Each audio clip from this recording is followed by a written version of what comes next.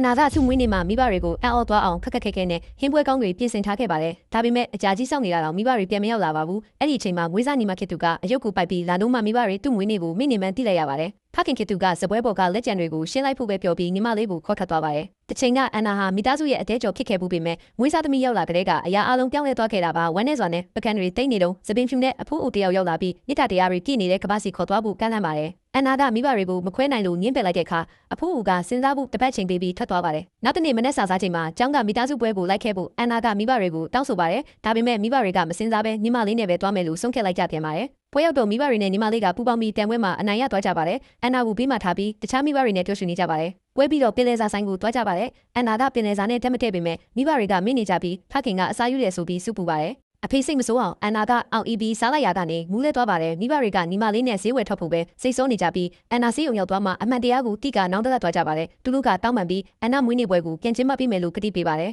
မွေးနေ့ရောက်တဲ့အခါအန်နာကမိသားစုပုံလေးဆွဲပြီးစောင့်နေပေမဲ့ရောက်လာသူကမိဘတွေမဟုတ်ပဲသပင်ဖြူနဲ့အဖိုးကိုခစ်နေပါတယ်မိဘတွေကညီမလေးကိုပဲရွေးချယ်သွားကြပြီဆိုတဲ့အမှန်တရားကိုပြောပြလိုက်ပါတယ်အန်နာလည်းအယံဝမ်းနဲ့သွားပြီးအဖိုးအိုနဲ့လိုက်သွားဖို့ဆုံးဖြတ်လိုက်ပါတယ်မိဘတွေအိမ်ပြန်ရောက်တဲ့အချိန်မှာတော့အရာအလုံးနောက်ကျသွားခဲ့ပါပြီ